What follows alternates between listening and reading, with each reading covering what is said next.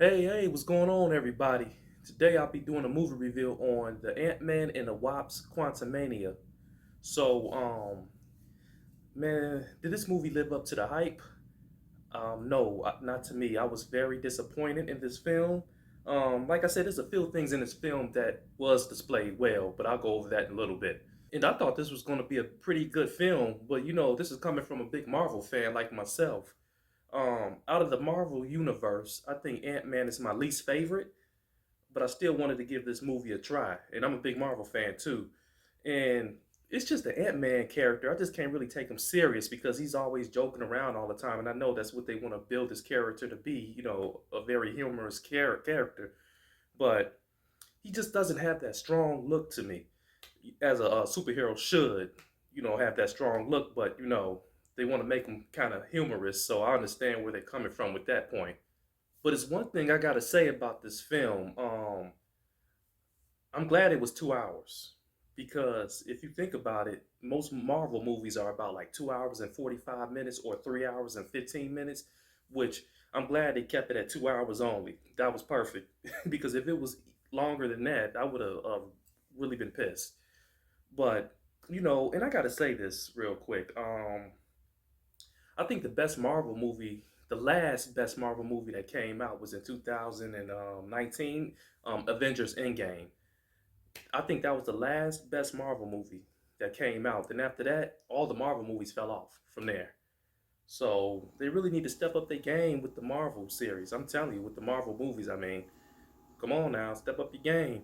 Ant-Man and the Wasp find themselves exploring the quantum realm, interacting with strange new creatures and embarking on an adventure that pushes them beyond the limits of what they thought was possible. And the director of this film is Peyton Reed. I enjoyed the first and the second Ant-Man better than this one. At least the first and second Ant-Man, the storyline was very understanding.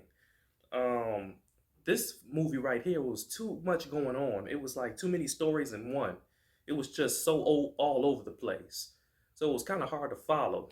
They in their own metaverse universe, and it's just too much going on that I couldn't really comprehend. Now I'm about to go over the cast members of this film. I'm not going to go over every cast member, but the ones that stood out, which is Paul Rudd. Paul Rudd, he did an okay job in this film. Paul Rudd is going to do what Paul Rudd's going to do. He usually performs pretty well.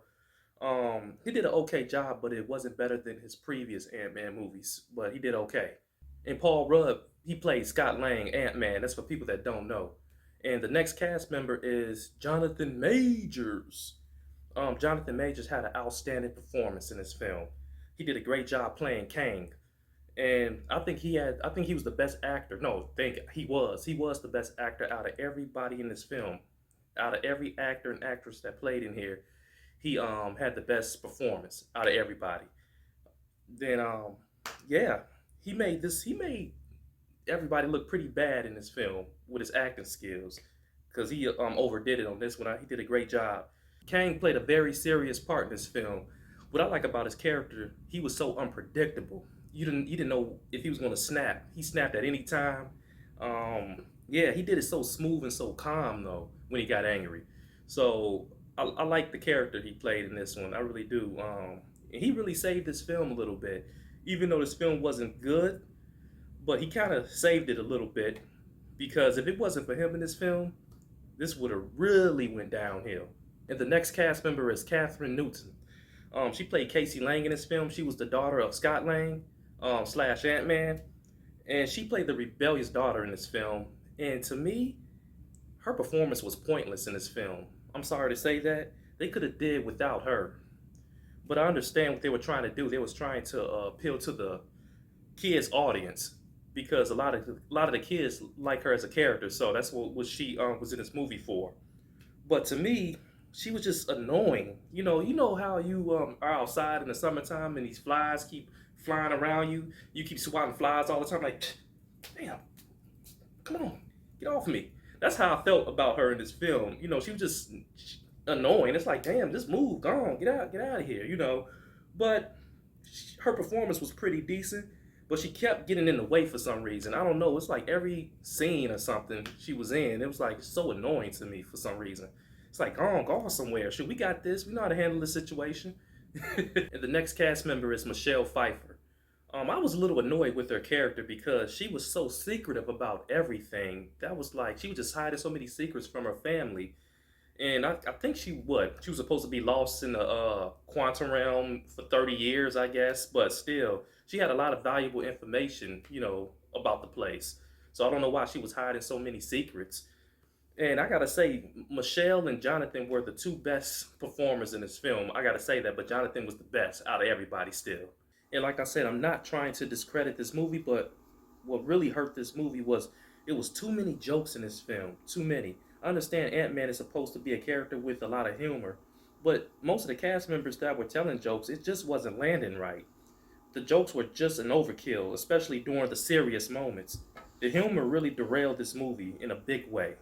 Like I said, the storyline was out of place. It was just too much going on. And I gotta say, the first 30 minutes of the film was awful to me. And it started to get better when Kang was introduced. But besides that, I don't know. It was just awful, the first 30 minutes of it. A lot of people were saying that this Ant-Man movie was the most aggressive Ant-Man movie. I don't believe so. I think it wasn't aggressive enough. They should have, Kang brought that aggressive energy to the film, but nobody else really did. But this movie was, even though it was Ant-Man and the Wasp, it really wasn't based on them. It was based on building up Kang because they're trying to get ready for his next movie. So, so I get where they was going with this. It was really trying to build up Kang, and it wasn't really about Ant-Man too much.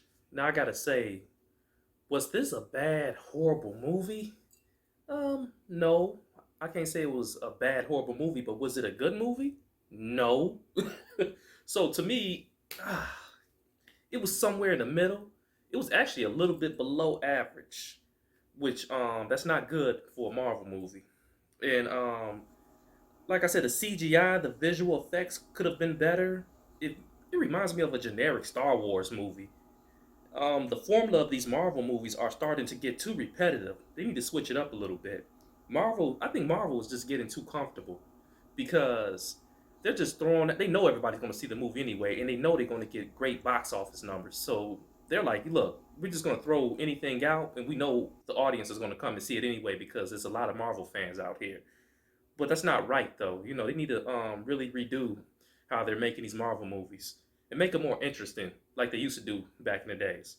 I think it's going to do well at the box office anyway because there was so much hype around this movie. I think right now it's doing about $400 million, I think, at the box office. And my rating for this film, I'm gonna give it a 5 out of 10.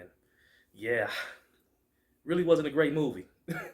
I was expecting it to be a lot better because Jonathan Majors was in it, but Jonathan Majors did his thing. He was the only actor in the whole movie that really performed. Everybody else was just average. I give Michelle a little bit of some credit, but she was like the next one that was close up to Jonathan Majors with the performance. But Jonathan took the show. Jonathan did his thing. But like I said, I give it a 5 out of 10, and I hope you enjoyed this movie review. I will be coming out with more movie reviews, so just stay tuned. Make sure you subscribe to the channel. Leave some comments in the section if you please, and hit the like button. And I'll see you next time. All right, I'm out.